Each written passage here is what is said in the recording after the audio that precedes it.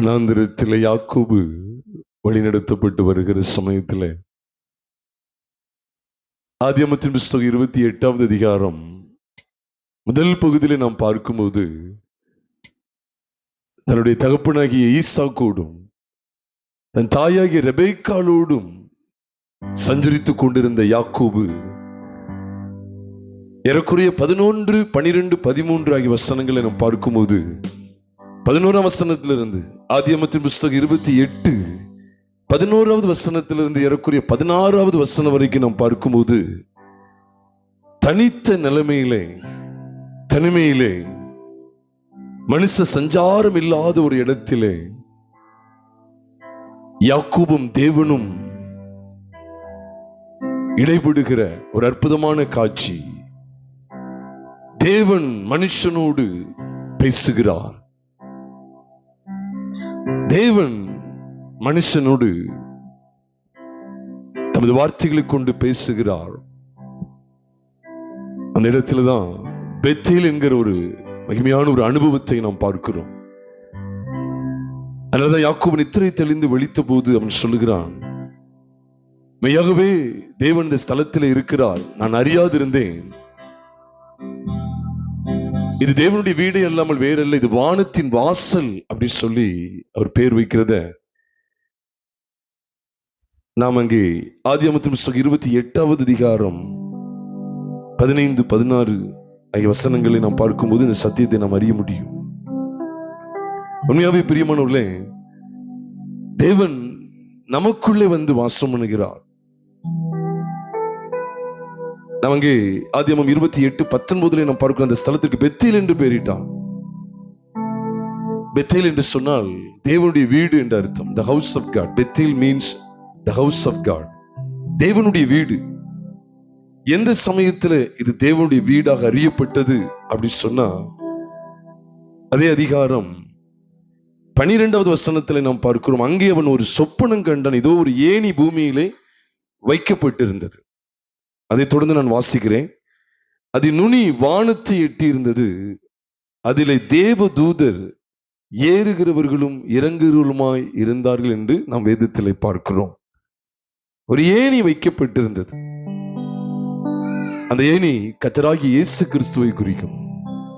ஏனென்றால் தேவன் ஒருவரே, தேவனுக்கும் மனுஷருக்கும் மத்தியஸ்தரும் ஒருவரே. பாருங்க, இந்த ஏணி வானத்தின் நுனியை தொட்டிருக்கு. பூமியில வைக்கப்பட்ட ஏணி. ஏணிக்கு எத்தனை முனை உண்டு? ஏணிக்கு எத்தனை முனை உண்டு? 2 முனைகள் உண்டு. ஒரு முனை வானத்தை எட்டி இருக்கு, இன்னொரு முனை பூமியை தொட்டு இருக்கு. மேலே தேவன் இருக்கிறார், கீழே மனிதன் இருக்கிறான். இப்பொழுது தேவனுக்கும் மனுஷனுக்கும் மத்தியஸ்தராய் இங்கு ஏணி வைக்கப்பட்டிருக்கிறது. அதிலும் விசேஷமாக இந்த ஏணியின் வழியாய் தேவதூதர் ஏறுகிறவர்களும், பாருங்க, அதிலே தேவதூதர் ஏறுகிறவர்களும் இறங்குகிறவர்களுமாய் இருந்தார்கள்.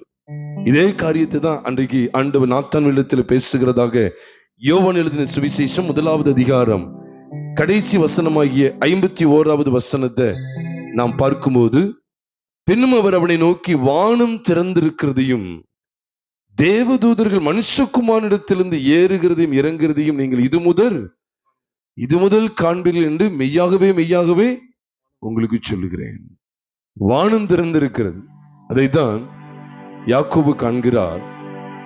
ஏணி வைக்கப்பட்டிருக்கிறது. ஏணியினுடைய நுனி எதை தொட்டிருக்கிறது? வானத்தை தொட்டிருக்கிறது. தேவதூதர்கள் அதுல என்ன செய்றாங்களாம்? ஏறுகிறவர்களும் இறங்குகிறவர்களுமாய் இருந்தார்கள் சொல்லி ஆதியாகமம் 28, 12, 13 நாம் பார்க்கிறோமே. பிரியமானவர்களே, இங்கேயும் யோவான் 1வது அதிகாரம் 51ஆம் வசனமாகிய கடைசி வசனத்திலே ஆண்டவர் நாத்தான்வேலிடத்திலே விதமாய் சொன்னார், வானம் திறந்திருக்கிறதையும் தேவதூதர், சத்தமா சொல்லுங்க, தேவதூதர்கள் மனுஷகுமாரனிடத்திலிருந்து ஏறுகிறது இறங்குறது. அங்கே ஏணியில என்ன செய்வாங்க? ஏறுறது இறங்குறதையும் பார்த்த யாக்கோபு சபைக்கு அடையாளம். யாக்கோபு சபையை காண்பிக்கிறது. அப்ப யாக்கோபு என்கிற அந்த தேவ மனிதன் ஏணியிலே ஒரு காட்சியை காண்கிறான். தேவதூதர்கள் ஏறுகிறது இறங்குறதையும் காட்சியை காண்க. அதே காட்சியை தான் இங்கேயும் புதிய ஏற்பாட்டுல காண்பிக்கப்படுகிறது. ஆனா அது ஏணி அல்ல, மனுஷகுமாரன். மனுஷகுமாரிடத்திலிருந்து, தேவ தூதர்கள் மனுஷகுமாரிடத்திலிருந்து ஏறுகிறது இறங்குறது என்ன செய்வீங்க? நீங்க இது முதல் காண்பீர்கள் என்று மெய்யாக மெய்யாக உங்களுக்கு சொல்லுகிறேன். அப்போ மனுஷகுமாரன் வெளிப்படுற அந்த இடத்துலதான், ஏணி காண்பிக்கப்படுகிற அந்த இடத்துலதான் தேவனுடைய வாசஸ்தலத்தை குறித்த அருமையான வெளிப்பாடு காண்பிக்கப்படுகிறது. அதனாலதான் அதை தொடர்ந்து அவர் சொல்றார், இந்த இடம் எவ்வளவு பயங்கரமா இருக்கிறது. மெய்யாகவே தேவன், அங்கேயும் மெய்யாகவேங்கிற வார்த்தை வருது. மெய்யாகவே தேவன் இந்த ஸ்தலத்தில் இருக்கிறார், நான் அறியாது இருந்தேன். இது தேவனுடைய வீடு அல்லாமல் வேறல்ல, இது வானத்தின் வாசல். அதை தொடர்ந்து அவர் பெயர் வைக்கிறார் அந்த இடத்துக்கு. அவன் பெத்தேல் என்று பெயரிட்டான். தேவனுடைய வீடு, சபை. அப்ப எங்க ஏணி வெளிப்படுத்தப்படுகிறதோ, எங்கே மனுஷகுமாரன் வெளிப்படுத்தப்படுகிறாரோ, அங்கேதான் சபை ஆரம்பமாகிறது. அங்கேதான் சபையை குறித்த வெளிப்பாடும் உண்டு. அதனாலதான் நம்ம எல்லாருக்கும் தெரியும், புதிய ஏற்பாட்டிலே முதல் முறை சபை அப்படிங்கிற அந்த பதம் எங்கதான் பயன்படுத்தப்படுகிறது? மத்திய எழுதின சுவிசேஷம் 16வது அதிகாரம் 18வது வசனத்துலதான் முதல் முறை புதிய ஏற்பாட்டிலே சபைங்கிற அந்த வார்த்தை பயன்படுத்தப்படுகிறது. எக்லீசியா, கிரேக்க பதத்தில் எக்லீசியா. மத்திய 16:18 ஆண்டவர் சொல்ற, நீ பேதுருவாய் இருக்கிறாய், இந்த கல்லின் மேல் என் சபையை கட்டுவேன், பாதாளத்தின் வாசல் அதை என்ன செய்யறது இல்ல, மேற்கொள்வதிலே சொன்னார். என் சபையை கட்டுவேன், upon this rock I will build my church அப்படின்னு ஆண்டவர் சொல்றதுக்கு அங்க ஒரு பெரிய ஒரு அர்த்தம் என்ன அப்படின்னா, அதுக்கு முன்னால் உள்ள வசனத்தை நாம் பார்க்க வேண்டியது இருக்கு.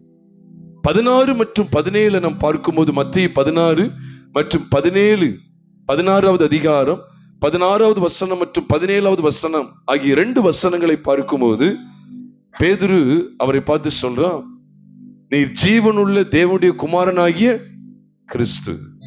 ஜனங்கள் என்ன யாருன்னு சொல்றாங்க அப்படிங்கறது அங்க ஒரு கேள்வி. சிலர் உம்மை தீர்க்கதரிசின்னு சொல்றாங்க, தீர்க்கதரிசிகளில் ஒருவர். சிலர் உம்மை எரேமியான்னு சொல்லுகிறார்கள், யோவான் ஸ்நானகன் சொல்லுகிறார்கள், சிலர் எலியா என்று சொல்லுகிறார்கள். அதெல்லாம் அவருக்கு திருப்தி கொடுக்கல, அதெல்லாம் உண்மையும் கூட அல்ல. நீங்க என்ன யாரு சொல்றீங்கன்னு சீசரை பார்த்து, தம்மோடு நெருங்கினவர்களை பார்த்து சொல்லும்போது, மற்ற 11 பேரும் அமைதியா இருக்க, சீமோன் பேதுரு அவருக்கு பிரதியுத்தரமாய் சொல்லுகிறார், நீ ஜீவனுள்ள தேவனுடைய குமாரனாகிய கிறிஸ்து. பாருங்க, நீர் அப்படிங்கிறது இயேசுவாகிய நீர், ஜீவனுள்ள தேவனுடைய குமாரனாகிய கிறிஸ்து. நீதான் அந்த ஏணி. வானத்திலிருந்து வானங்களை கிழித்திறங்கி மனுபுத்திரரை கண்ணோக்கின மனுஷகுமாரன் நீர்தான். தேவகுமாரனாகிய கிறிஸ்துவாகிய நீர் இந்த பூமியில எங்களுக்காக எங்களுடைய ஒட்டுமொத்த பாவங்களை, அக்கிரமங்களை, சாபங்களை நிவர்த்தி செய்யும்படிக்கு இந்த பூமியில வெளிப்பட்ட கிறிஸ்து நீர்தான் அப்படிங்கிறத அழுத்தம் திருத்தமா அவர் காண்பித்து கொடுக்கிறார். அதை தொடர்ந்து சொல்றாரு, இது மாம்சமும் இரத்தமும் உனக்கு இது வெளிப்படுத்தவில்லை, பரலோகத்தில் இருக்கிற என் பிதாதாமே இதை உனக்கு வெளிப்படுத்தினார் என்று 17ஆம் வசனத்துல சொல்லிட்டு தான் சபையை குறித்து சொல்ல. அப்போ பிரியமானவர்களே, சபை அப்படின்னு சொல்லி பாருங்க, சபையை கூடி வந்திருக்கிறோம். சபை அப்படின்னு சொல்லிட்டாலே யாரை குறித்த வெளிப்பாட்டுதான் சபை ஆரம்பமாகிறது? யாரை குறித்த வெளிப்பாட்டுதான் சபையை குறித்த வெளிப்பாடு இருக்கிறது? சத்தமா சொல்லுங்க. மாம்சத்தில் வெளிப்பட்ட கிறிஸ்துவை குறித்த வெளிப்பாட்டில. அதனாலதான் நம்ம எல்லா பிரசங்கங்கள்லையும் எதை பிரசங்கிக்கிறோம்? சிலுவையில் அறியப்பட்ட கிறிஸ்துவை பிரசங்கிக்கிறோம். வானங்களை விட்டு இந்த பூமிக்கு அடிமையின் ரூபம் எடுத்து வந்த தேவகுமாரனுடைய சாயலை குறித்து, அந்த தேவகுமாரன் மனுஷகுமாரன் இந்த பூமியில வெளிப்பட்ட அந்த சத்தியங்களை குறித்தே உங்களோடு பேசுகிறோம். ஏனென்றால் இது பேசப்படாவிட்டால் சபையும் பேசப்படக்கூடாது. நீங்க நான் சொல்ல, where there is the revelation of the Son of God, the Son of Man, there must be the revelation of the church. அதான் உண்மை. எங்கே தேவகுமாரனை குறித்த வெளிப்பாடு இருக்கிறதோ அங்கே கட்டாயம் எதுவும் இருக்கணும், சபை குறித்த வெளிப்பாடு இருக்கணும்.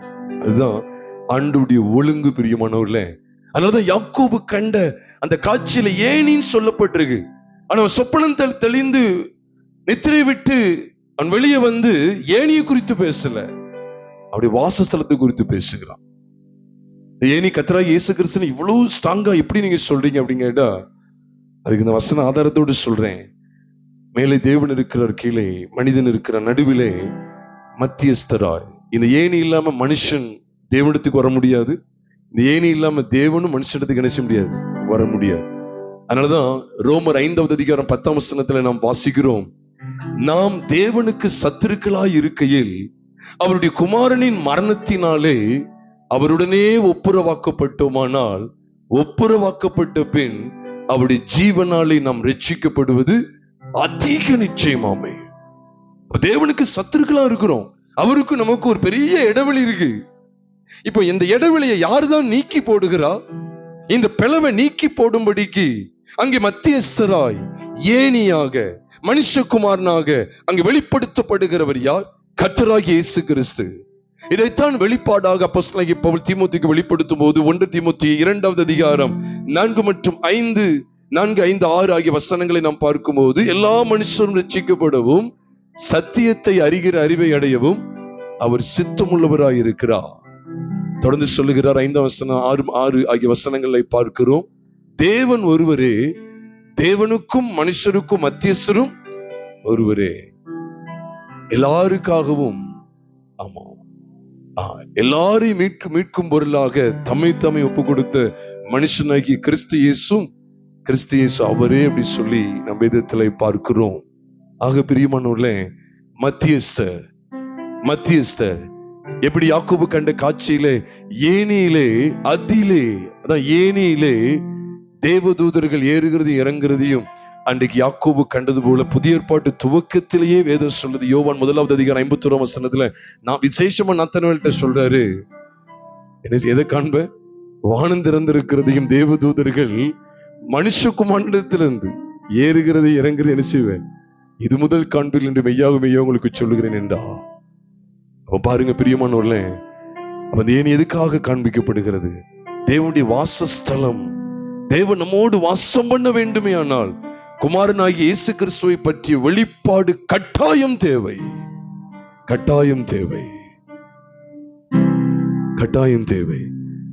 அதுதாங்க படிக்கிறோம். அவர் நமக்காக பாருங்க, நம்முடைய பாடுகள், நம்முடைய பாவங்கள் எல்லாவற்றையும் சிலுவையில் சுமந்தவராய், நமக்காக அடிக்கப்பட்டவராய், நமக்காக இரத்தத்தை சிந்தி ஜீவனை கொடுத்தா. அந்த சிந்தையோடு தான் நாம் தேவனை மகிமைப்படுத்த போகிறோம். நான் சொன்னேனே, புதிய ஏற்பாட்டிலே முதல் முறையா சபைங்கிற பதம் மத்தேயு 16:18 தான் காண்பிக்கப்படுது. பழைய ஏற்பாட்டிலேயே முதல் முறை சபையார் அப்படிங்கிற அந்த பதம் பழைய ஏற்பாட்டிலேயே முதல் முறை எங்கதான் பயன்படுத்தப்படுது சொன்னா, யாத்திராகமத்தின் புஸ்தகம் 12வது அதிகாரம் முதல் 2-3 வசனங்களை தான் நீங்க பார்க்க முடியும். பழைய ஏற்பாட்டிலேயே முதல் முறை சபையார் அப்படிங்கிற பதம் யாத்திராகமம் 12வது அதிகாரம் முதல் 2-3 வசனங்கள்ல பார்க்க முடியும். ஏன் அங்க யாத்திராகமம் 12வது அதிகாரத்துல சபை அப்படிங்கிற அந்த வெளிப்பாடு அங்கு கொடுக்கப்படுகிறது? சபைங்கிற முதல் பதம், சபைங்கிற வார்த்தையாகிய அந்த வார்த்தையினுடைய முதல் பயன்பாட்டு காரியத்தை நாம் பழைய ஏற்பாட்டில் பார்க்கிறோமே. அது எதை காண்பிக்கிறது என்றால், அந்த இடத்துல ஆண்டவர் பஸ்காவை குறித்த நியமத்தை பேசுகிறார். சொல்லுங்க, பஸ்கா யாரு? கர்த்தராகிய இயேசு கிறிஸ்து. 1 கொரிந்தியர் 5:7 வசனத்தின் பின்பகுதியிலே வாசிக்கிறோம், ஏனெனில் நம்முடைய பஸ்காவாகிய கிறிஸ்து நமக்காக பலியிடப்பட்டிருக்கிறார். அப்ப யாத்திராகமம் 12வது அதிகாரத்துல ஆண்டவர் பேசிக் கொண்டிருந்த பஸ்கா புதிய ஏற்பாட்டுல யாரதான் குறிக்கி? சத்தமா சொல்லுங்க, கர்த்தராகிய இயேசு கிறிஸ்து. சந்தேகமே படக்கூடாது. பவுலுக்கு அந்த வெளிப்பாடு கிடைச்சனாலதான் அங்கே 1 கொரிந்தியர் 5வது அதிகாரம் முதல் துவக்கத்திலே கொரிந்தி சபையானது சீர்கெட்டு போய்விட்டது. ஒரு பொல்லாத மனுஷனை தங்களுக்குள்ளே வைத்துக் கொண்டார்கள். அந்நியர்களுக்குள்ள சொல்லப்படாத அருவருப்பை நடப்பித்த ஒரு மனுஷனை கண்டிக்காமல் அவனை விட்டு விட்டால் அந்த பாவம் உள்ளே கிடக்கிறது. அல்லது தொடர்ந்து அவர் பேசுகிறார். 1 கொரிந்தியர் 5வது அதிகாரம் 6ஆம் வசனத்திலே, கொஞ்சம் புளித்தமா பிசைந்தமா அனைத்தையும் புளிப்பாக்கும் என்று அறியீர்களா அப்படின்னு சொல்லி ஆண்டவர் தமது வார்த்தைகளை அப்போஸ்தலனாகிய பவுல் மூலமாய் தெரியப்படுத்தி, அதை தொடர்ந்து அவர் சொல்ற புளித்தமாவெல்லாம் கலைந்து போடுங்கள், ஏனெனில் நம்முடைய பஸ்காவாகிய கிறிஸ்து நமக்காக பலியிடப்பட்டிருக்கிறாரே சொல்றார். அப்ப இந்த பஸ்காவை குறித்த நியமத்துலதான் முதல் முறை சபையார் அப்படிங்கிற அந்த பதம் பயன்படுத்தப்படுகிறத ஒட்டுமொத்த வேதாகமத்திலேயே முதல் முறை பயன்படுத்தப்படுகிற அந்த பதம், சபை என்கிற பதம் யாத்திராகமம் 12வது அதிகாரத்திலே காண்பிக்கப்படுகிறது. பிரியமானவர்களே, நாம் சத்தியத்தை அறிந்து அனுபவிக்க அழைக்கப்பட்டிருக்கிறோம். இது எனக்கு தெரியுமே அப்படி சொல்லிட்டு அப்படி கடந்து போவதல்ல. இந்த சத்தியத்தினுடைய தாற்பயத்தை நான் விளங்கி கொள்ளணும். அப்ப எந்த இடத்துல குமாரனாகிய கிறிஸ்து அவர் எனக்காக பலியாகும்படிக்கு தேவகுமாரனாகிய தேவ ஆட்டுக்குட்டியாய் அவர் எந்த இடத்துல வெளிப்படுத்தப்பட்டு காண்பிக்கப்படுகிறாரோ அதே இடத்துலதான் சபை குறித்த வெளிப்பாடும் உண்டு. நீ தாராளமா பைபிள்ல பார்க்கலாம். ஒட்டுமொத்த வேதாகமத்திலே முதல் முறை சபைங்கிற பதம் எங்கதான் பயன்படுத்தப்படுகிறது? யாத்திராகமம் 12. நம்ம தான் சிந்திக்கணும். பலி இல்லாம, பஸ்காவை குறித்த காரியம் இல்லாம அங்க சபையை ஆண்டவர் கொண்டு வரவே மாட்டார் அப்படிங்கிறது யாத்திராகமம் 12வது அதிகாரம் மற்றும் மத்தேயு 16வது அதிகாரம் ஆகிய அதிகாரங்கள் மூலமாய் தேவன் காண்பித்து கொடுப்பது திண்ணம் நிச்சயம். நம் தேவனை ஒரு சில நிமிடங்கள் மாத்திரம் அப்படி நாம் மகிமைப்படுத்தி நம்ம அடுத்த பகுதிக்குள்ளே கடந்து சொல்லுவோமா? நம்ம எல்லாரும், ஆண்டவரே நீர்தான் என்னுடைய பஸ்கா, ஆண்டவரே ஒட்டுமொத்த பாவங்களை நிவர்த்தி செய்கிற கிருபாதார பலியை நீர் வெளிப்பட்டீரே, நான் உம்மை மனதார ஸ்தோத்தரிக்கிறேன் என்று சொல்லி அவர் எல்லாரும் உள்ளத்தின் ஆழத்திலிருந்து மகிமைப்படுத்துவோமா? யாக்கோபு கண்ட அந்த ஏனி, நாத்தான்வேல் கண்ட மனுஷகுமாரன், ஏனியிலே தேவதூதர்கள் ஏறுகிறது இறங்குற காட்சியை பார்க்கிறது போல அங்கேதான் தேவனுடைய வாசஸ்தலத்தை குறித்த வெளிப்பாடு பெத்தேல் உண்டானது. இன்னைக்கு சபை சபை சபை சபை என்று சொல்லி சபையை கூடி வருகிறோம் என்று சொல்லி அநேக ஜனங்கள் பெருமை அடித்துக் கொண்டாலும் அங்கே பஸ்காவாகிய கிறிஸ்துவை குறித்த வெளிப்பாடு காண்பிக்கப்படாத பட்சத்தில் அது ஒரு காலம் சபையாகாது. தேவனுடைய சபையை கூடி வந்திருக்கிற இந்த தருணத்திலே பஸ்காவாகிய கிறிஸ்துவை நாம் அறிந்து அனுபவிக்கிறோமா? நம்முடைய பஸ்காவாகிய கிறிஸ்து நமக்காக பலியிடப்பட்டிருக்கிறார் என்கிற அந்த வெளிச்சத்திலே நிலை கொண்டிருக்கிறோமா? சிலுவையில் அறையப்பட்ட கிறிஸ்து அவர்தான் நம்முடைய பஸ்கா. அந்த பஸ்கா அனுதினமும் நம்முடைய வாழ்க்கையில காண்பிக்கப்பட வேண்டும்.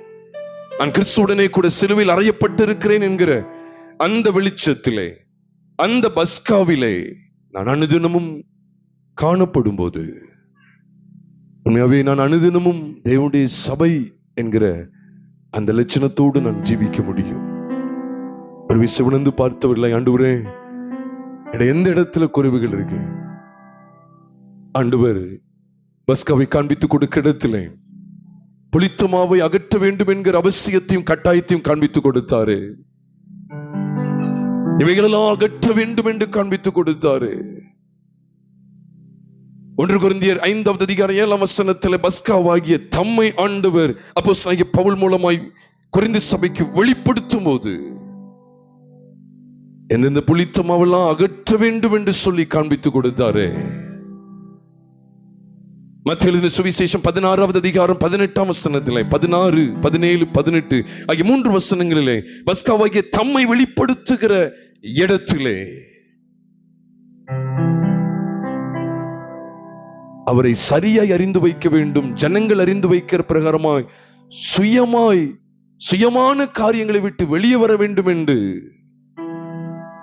சுயத்திலே தேவனை தேடக்கூடாது என்பதை, மற்ற மனிதர்கள் சுயமான காரியங்களிலே தேவனை அறிந்து வைத்திருக்கிறது போல இவர்கள் அறிந்து கொள்ள கூடாது என்பதையும் ஆண்டவர் அங்கு நிச்சயப்படுத்தினாரே. சுய எண்ணம், சுய பார்வை, சுயமான பேச்சு, சுய எண்ணங்கள், சுய எண்ணத்திலே வரக்கூடிய செயல்பாடுகள் எல்லாவற்றையும் களைந்துவிட, அப்படிப்பட்ட புளித்த மாவை களைந்துவிட, மாம்சீகமான கிரியைகள், அப்படிப்பட்ட புளித்த மாவை களைந்துவிட நம்மை அர்ப்பணம் செய்வோமா? ஆண்டவரே எங்களை ஒப்புக் கொடுக்கிறோம். ஆண்டவரே எங்களை அர்ப்பணம் செய்கிறோம், அர்ப்பணம் செய்கிறோம். ஆண்டவரே பரிசுத்தமுள்ள தேவனே, நாங்கள் உம்மை ஸ்தோத்திரிக்கிறோம்பா. தேவரீர் எங்களுக்கு தந்த விலையேற பெற்ற தருணத்திலே ஆண்டவர் யாக்கோபை போல் போகும் பாதையில் பொழுதுபட்டு ராவில் இருள் வந்து மூடிட தூக்கத்தால் நான் கல்லில் சாய்ந்து தூங்கினாலும் என் கனாவில் நோக்கி உம்மை கெட்டி சேர்வேன். வாக்கடங்கா நல்ல நாதா, ஆண்டவரே உம்மை கெட்டி சேர்ந்தாரே, ஏனியை கண்ட மனுஷனுக்கு உம்மை கிட்டி சேர்ந்தாரே, உம்மை கிட்டி சேர்ந்தாரே. அதனைத் தொடர்ந்து அங்கே அபிஷேகம் காண்பிக்கப்பட்டது. அந்த இடத்திற்கு பெத்தேல் என்று பெயரிட்ட அந்த யாக்கோபு அந்த தூணை கல்லை நிறுத்தி அபிஷேகம் பண்ணின அந்த இடத்தையும் நாங்கள் பார்க்கிறோமே. கிறிஸ்து என்றால் அபிஷேகம் பண்ணப்பட்டவர் என்பதை நாங்கள் உணர்கிறோம். ஆண்டவரே, கிரைஸ்ட் மீன்ஸ் அனாயிண்டட் ஒன். கிறிஸ்து என்றால் அபிஷேகம் பண்ணப்பட்டவர். ஆம் ஆண்டவரே, யாக்கோபு கண்ட முதல் அவன் பார்த்த அவனுடைய முதல் செயல்பாடு ஏணி அவன் கண்டான். அந்த முதல் ஏணி அதனுடைய கடைசி பகுதியை பார்க்கிறோம். அந்த தூண் கல் அங்க எண்ணெயினால் அபிஷேகம் பண்ணப்படுகிறதை பார்க்கிறோம். முதல் பகுதி ஏணி மனுஷகுமாரன் குறித்த வெளிப்பாடு. தேவன் இடைப்படுகிற அந்த காட்சியை பார்க்கிறது. முடிவு அபிஷேகம். ஆமாண்டவரே, நாங்களும் ஆண்டவரே கிறிஸ்துவோடு கூட இணைக்கப்பட்டவர்களாய் அவரால் பெற்ற அபிஷேகம் உங்களை நிலைத்திருக்கிறது என்று எழுதப்பட்டிருக்கிறது. நீங்கள் அவராலே பெற்ற அபிஷேகம் உங்களை நிலைத்திருக்கிறது. ஆமாண்டவரே, நிலைத்திருக்கிற ஒரு அனுபவம். அந்த ஏனியை தொடர்ந்து எங்களுக்கு இல்லை நிலைத்திருக்கிற அந்த அனுபவத்தை இந்த அபிஷேகம் எங்களுக்கு வெளிப்படுத்துகிறது. ஸ்தோத்திரம் ஆண்டவரே. ஆண்டவரே, உமக்கு நன்றி செலுத்துகிறோம், நன்றி செலுத்துகிறோம் ஆண்டவரே. தொடர்ந்து எங்களை ஆட்கொள்ளுங்க ஆண்டவரே. ஆண்டவரே, இந்த ஆராதனை வழியில் நாங்கள் கேட்கிற உடைய வார்த்தைகளை போல் ஆண்டவரே, என்னுடைய வாழ்க்கை முழுவதும் ஒவ்வொரு நாளும் தேவனுடைய சபையார், கர்த்தராகிய இயேசு கிறிஸ்துவின் இரத்தத்தினால் மீட்கப்பட்ட தேவனுடைய பிள்ளைகள், தேவனுடைய சபையார் என்கிற அந்த சிறந்த அந்தஸ்தை கொண்டிருக்க வேண்டுமே. ஆனால் நாங்கள் எங்களுக்குள்ளே சிலுவையில் அறையப்பட்ட பஸ்காவாகிய தேவாட்டுக்குட்டியானவர் ஆகிய கிறிஸ்து இயேசுவை குறித்த சத்தியங்களை பெற்று அனுபவிக்க வேண்டுமே. தேவாட்டுக்குட்டியானவரை குறித்த வெளிப்பாடு எங்கே இல்லையோ அங்கே தேவனுடைய சபையை குறித்த வெளிப்பாடும் இல்லை. ஆண்டவரே, எங்களை முழுதுமாய் தத்தம் செய்கிறோம். இந்த பலியின் மூலமாய் தேவனுடைய சபையார் என்கிற சிறந்த அந்தஸ்தை எங்களுக்கு தந்திருக்கிறீரே, உமக்கு நாங்கள் நன்றி செலுத்துகிறோம், நன்றி செலுத்துகிறோம். நன்றி ஆண்டவரே. எங்களுக்கு காண்பிக்கிற எல்லா அந்த வேத வசன வெளிச்சங்களுக்காய் ஸ்தோத்திரம் ஆண்டவரே. நாங்கள் தொடர்ந்து பஸ்காவாகிய கிறிஸ்துவை பற்றி கொண்ட தேவ சபையாராய் ஒன்றிணைந்து நாங்கள் உடைய நாமத்தை மகிமைப்படுத்த எங்கள் ஒவ்வொருவருக்கு கிருபை பலன் தாங்க. இதோ கடமைக்காகமை ஆராதித்து விடாமல், ஏதோ வாயினாலே உதடுகளினாலே நாங்கள் உண்மை கிட்டி சேராமல், உலகத்தின் ஆழத்திலிருந்து விலையேறப்பட்ட சத்தியங்களை முன்னிட்டு எங்களை முழுமையாய் அர்ப்பணித்தவர்களா உமக்கே துதி கன மகிமை யாவட்டி செலுத்தி எங்கள் கர்த்தராகிய இயேசு கிறிஸ்துவின் நாமத்தினாலே என் ஜெபங்களை எடுக்கிறோம் நல்ல பிதாவே, ஆமென்.